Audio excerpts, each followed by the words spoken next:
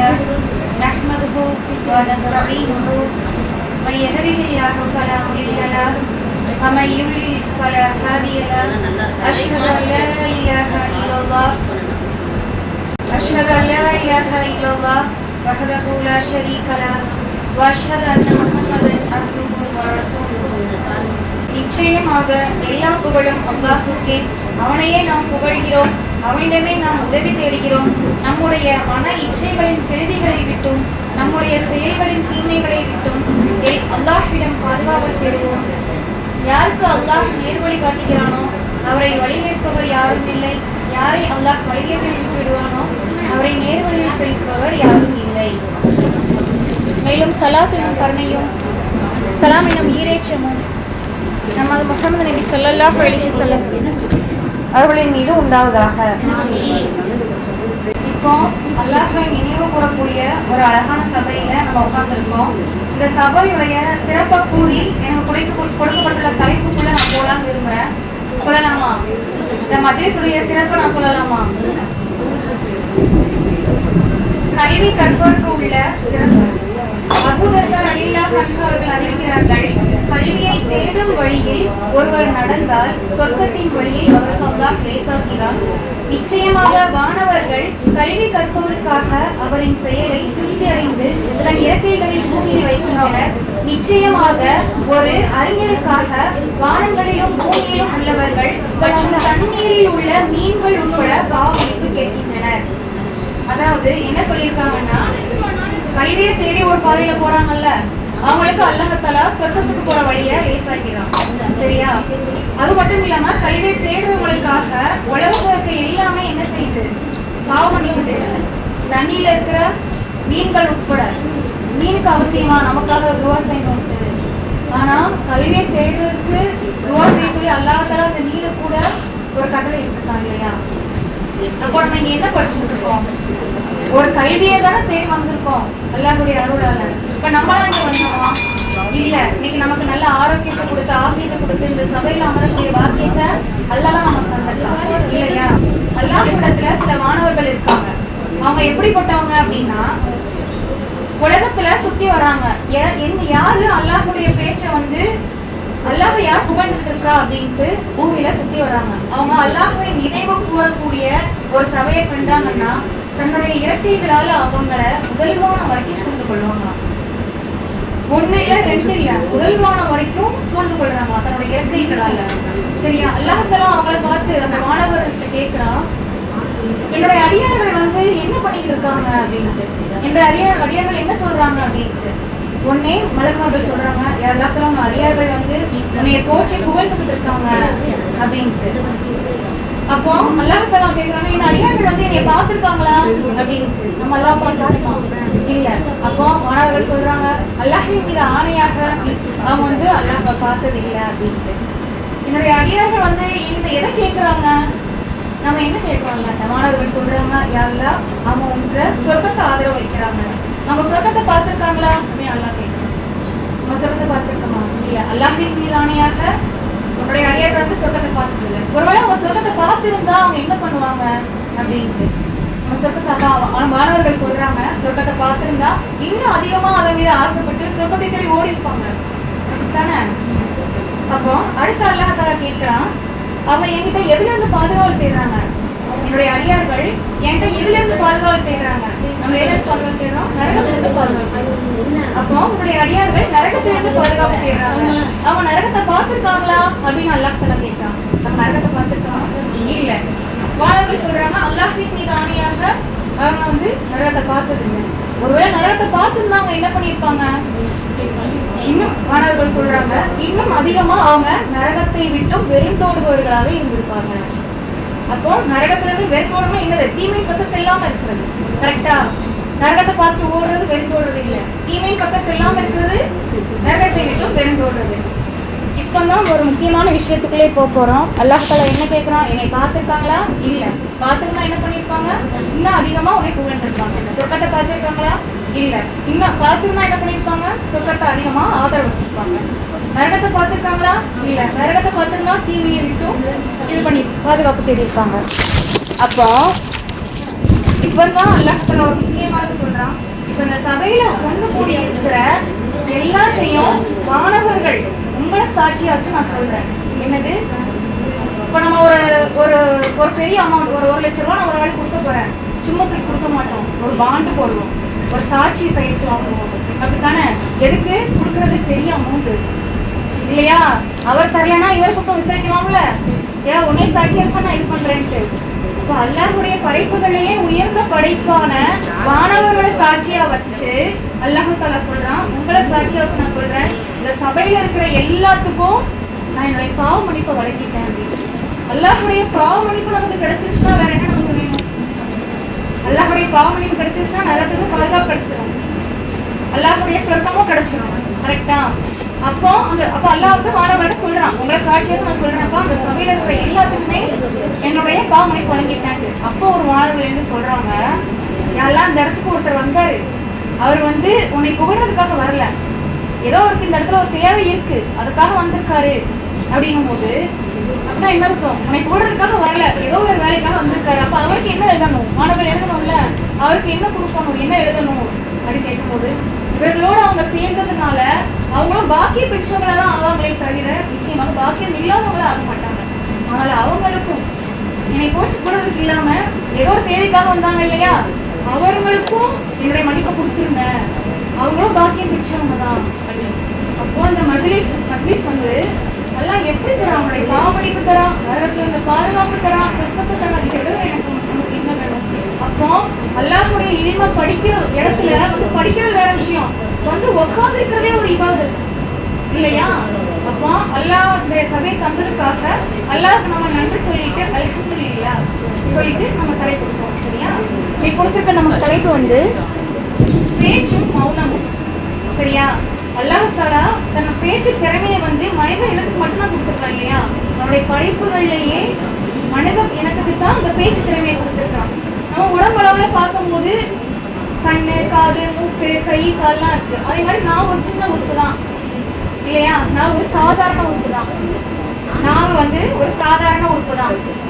ஆனா அந்த நாக்கை வச்சுதான் ஒரு மனுஷனுடைய உயர்வும் தாழ்வும் இருக்கு.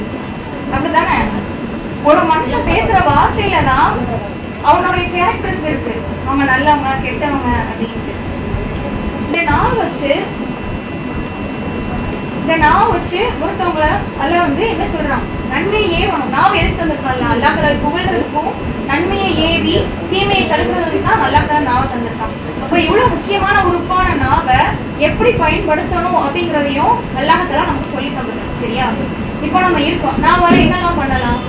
நாவால ஈமானிய விஷயங்களை பேசலாம், குர்ஆன் ஓதலாம், திக்ர் செய்யலாம் இல்லையா?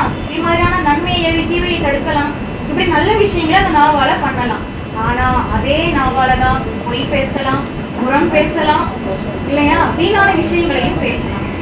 இப்போ நம்ம எதெல்லாம் அந்த நாவை வைத்து பண்ணக்கூடாது அப்படிங்கறத பார்ப்போம். சரியா? ஃபர்ஸ்ட் பொய் பேசுறது. இன்னைக்கு எல்லா இடத்துலயுமே பொய் தான். வியாபாரத்துல பொய், குடும்பத்துல பொய், சமூக சோசியல் மீடியால பொய், வேடிக்கைக்காக பொய். இப்போ தானே ஏப்ரல் வந்து போச்சு, எத்தனை பேர் வந்து ஏப்ரல் ஃபுல் பண்ணீங்க விளையாட்டுக்காக? அல்ஹம்துலில்லாஹ். யாரும் பண்ணல அப்படித்தானே? அல்ஹம்துலில்லாஹ். அதாவது ரசூல் என்ன சொல்லியிருக்காங்க, யார் ஏமாச்சுறாங்களோ அவங்க நினைச்சாங்களோ அல்ல, நம்ம எல்லாரும் யாரு? நம்ம எல்லாரும் முஸ்லிம்கள் அப்படித்தானே? அதில் நம்ம பெருமையும் பட்டோம் அப்படித்தானே? அப்ப யார் ஏமாச்சுறாங்களோ அவங்க நம்ம சார்ந்தவங்களே கிடையாது அப்படின்னு ரசூலுல்லாஹ் சொல்லியிருக்காங்க. சரியா? இன்னொன்னு, பொய் ஈமானை தின்று விடும் அப்படின்னு சொல்லியிருக்காங்க. இப்போ ஈமான்ங்கிறது நம்மள்ட்ட எப்படி இருக்கிறப்போ, எங்கிட்ட வந்து உங்கள்ட்ட என்ன செல்வம் இருக்கு அப்படின்னு கேட்டா நம்ம என்ன சொல்லுவோம், எனக்கு நிறைய நகை இருக்கு, நிறைய பணம் இருக்கு.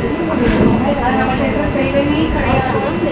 நம்மள்ட்ட இருக்கிற முதல் செல்வம் நம்மளுடைய ஈமான் தான். சரியா? நம்மளுக்கு ஈமானுக்கு அடுத்தபடிதான் நம்மளுடைய மற்ற எல்லா செல்வங்களுமே. நம்மள்ட்ட இருக்கிற ஃபர்ஸ்ட் பெரிய பொக்கிஷம் நம்மளுடைய ஈமான் தான். அப்பேற்பட்ட பெரிய செல்வமான ஈமானை கூட இந்த சின்ன பொய் வந்து தின்று விடும் அப்படின்னு ரசூலுல்லாஹ் சொல்லியிருக்காங்க. அப்போ எப்பேற்பட்ட ஒரு மோசமான ஒரு செயலா அந்த பொய் இருக்கும் அப்படின்னு தெரிஞ்சு. அப்போ இன்ஷா அல்லாஹ் அதுல இருந்து அடுத்து வந்து புறம் கூறுதல். ஐயோ, புறமா பெண்களுக்கு ரொம்ப பிடிச்சமான விஷயமாச்சு. ஆண்கள் வந்து இதுல இருந்து விதிவிலக்கானவங்க நினைக்கிறேன், அல்லாஹ் அறிந்தவன். பெண்களை பொறுத்த வரைக்கும் என்ன அப்படின்னா, ஆண்கள் வந்து எப்பவுமே வேலைக்கு போறவங்க இல்லையா, அதனால நமக்கு ஏதாவது வேலை இருக்கும், அது அவங்க கவனமா இருப்பாங்க. நம்மளை பொறுத்த வரைக்கும் காலையிலேயே பிள்ளைங்க எல்லாரும் ஸ்கூலுக்கு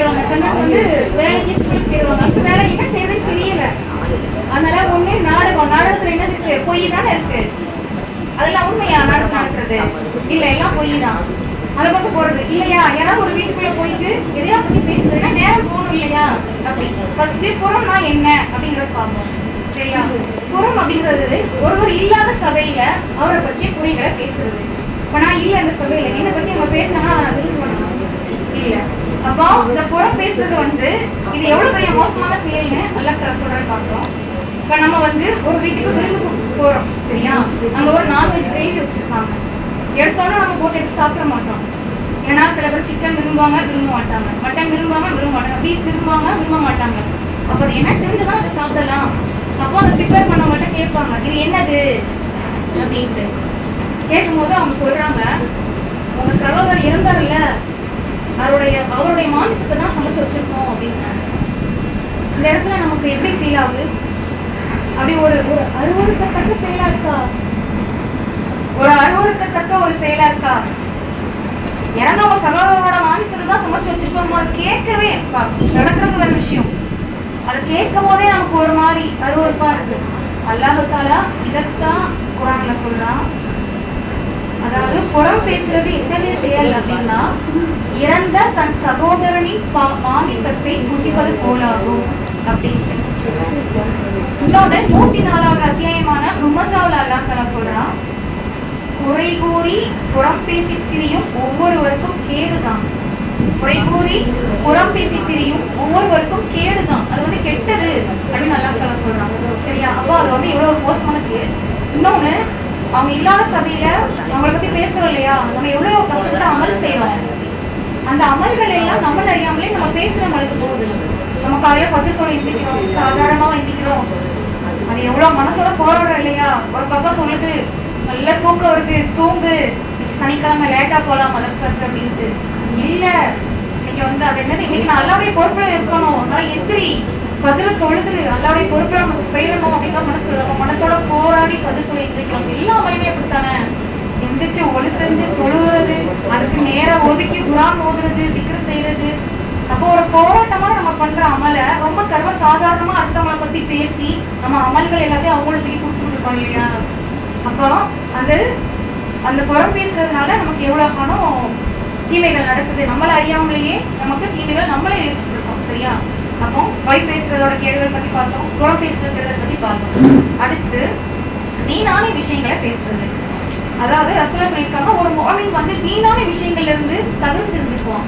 இன்னைக்கு நம்மள பல பேர் இருக்கோம், எதுக்கு பேசுறோம்னே தெரியாது. ஆனா பேசணும், ஏதாவது பேசணும், சில பேசிட்டே இருக்கணும். ஆனா ரசூலுல்லாஹ் என்ன சொல்லியிருக்காங்க, வீணான விஷயங்கள்ல இருந்து தவிர்த்து இருக்கிறது தான் ஒரு முஃமினோட பண்பு அப்படின்ட்டு. நம்ம எல்லாரும் முஃமினா இருக்கதானே ஆசைப்படுவோம், அப்படித்தானே? முஸ்லீம் சிறந்தவரா, முஃமின் சிறந்தவரா? முஃமின் தானே. நம்ம எல்லாருமே சிறந்தவங்களா இருக்கணும்னு ஆசைப்படுவோம். அப்போ இன்ஷா அல்லாஹ் வீணான விஷயங்களை தவிர்க்கணும். அப்போ அல்லாஹ் சொல்றான், பொய் பேசக்கூடாது, புறம் பேசக்கூடாது, வீணான விஷயம் பேசக்கூடாது. அப்ப எதுக்குதான் அந்த நாக்கு? அப்ப அந்த நாக்கு வச்சு எதைதான் பேசுறது? அதையும் அல்லாஹ் தஆலா சொல்லிட்டான். சரியா? இனிமையாக பேசுங்கள். அதாவது ஒருத்தவங்களுக்கு நம்மளால பொருள் பணம் கொடுத்து உதவி பண்ண முடியல, ஆனா ஒரு இனிய முகத்தால பார்த்து சிரிக்கிறது ஒரு சதக்கா சொல்லியிருக்காங்க. அதே மாதிரி ஒரு நம்பிக்கையான வார்த்தை, ஆறுதலான சொற்கள், அது எல்லாமே ஒரு சதக்கா அப்படின்னு ரசூலுல்லாஹ் சொல்லியிருக்காங்க. அதே மாதிரி ஒரு இடத்துல அல்லாஹ்வும் ரசூலும் கடிந்து பேசணும் அப்படின்னு சொல்லியிருக்காங்க. அது யார் தெரியுமா? ஸ்பெஷலா பெண்களுக்காக இருக்காங்க. அதாவது அந்நிய ஆண்கள்கிட்ட பெண்கள் பேசுறாங்களா, கடுகடுப்பா பேசுறாங்க அப்படின்ட்டு. ஏன் அப்படின்னா, உள்ளத்தில் நோய் உள்ளவர்கள் ஆசை கொள்ளக்கூடும். கரெக்டா? இப்போ நம்ம எல்லாரும் இல்ல பெண்களா இருக்கிறோம். இன்ஷா அல்லாஹ் நமக்கும் ஒரு நாள் திருமணம் ஆகும், கணவன் வேலைக்கு போயிடுவாங்க, எல்லாம் வாங்கி தந்து போறது அது வேற. ஏதாவது ஒரு பொருள் இல்லாம போவோம் இல்லையா? நம்மளே கடைக்கு போய் நம்மளே வாங்குற மாதிரி இருக்கும், அந்நியான்கள்ட்ட பேசுற மாதிரி இருக்கும். அதுக்காக தான் அல்லாஹ் தஆலா சொல்றான், மிருதுவாக அந்நியான்கள்ட்ட பேசாதீங்க, கடுகடுப்பா நடந்துக்காங்க, உள்ளத்துல நோய் இருக்கவங்க ஆசைக்குள்ள போடும். அப்போ இனிமையாக பேசுற இடத்துல இனிமையா பேசணும், கடுகடுப்பா பேசுற இடத்துல கடுகடுப்பா பேசணும். அடுத்து மௌனத்தை குறிச்சு பார்ப்போம். பேச்சும் மௌனம் தான் நம்ம தலைப்பு. அப்போ எதை பேசக்கூடாதுன்னு பார்த்தோம், எப்படி பேசணுங்கிறத பார்த்தோம். மௌனம் எந்த இடத்துல இது சிறந்தது? நல்லதா பேசணும். சரியா? இப்ப நம்ம பேச ஆரம்பிக்க போறோம், ஒரு ஏதாவது ஒரு விஷயத்த பேச போறோம் அப்படின்னா, இது உண்மையா? நம்ம பேச போறோம், அது உண்மையா? இது பயனுள்ளதா? இது இனிமையானு பார்க்கணும். இல்லையா, இதில் எந்த மூணு பிரயோஜனமே நம்ம பேசப்படுறது இல்லையா, மௌனமா இருந்திருக்காங்க. சொல்றாங்க பேசினா நல்லா பேசணும் இல்லையா, வாய்மொழி இருக்குங்க அப்படின்ட்டு ரசூலா சொல்லியிருந்தாங்க. சரியா? அப்போ இந்த நாள் தான் ஒரு மனுஷனோட நன்மைக்கும் தீமைக்கும் வழியா இருக்குது. எதை பேசணும் எதை பேசக்கூடாது, எந்த இடத்துல மௌனமா இருக்கணும்னு பார்த்தோமா. இன்ஷா அல்லாஹ் இந்த நாவை கொண்டு நன்மையை மட்டுமே வெற்றிக்கொள்ள பாக்கியத்தை அல்லாஹ் நமக்கு தருவானாக. நாவால் ஏற்படும் கெடுதிகளை விட்டும் அல்லாஹ் நம்மை பாதுகாப்பானாக. வாக்கியத்தை அவ்வளவானா அனைவரும்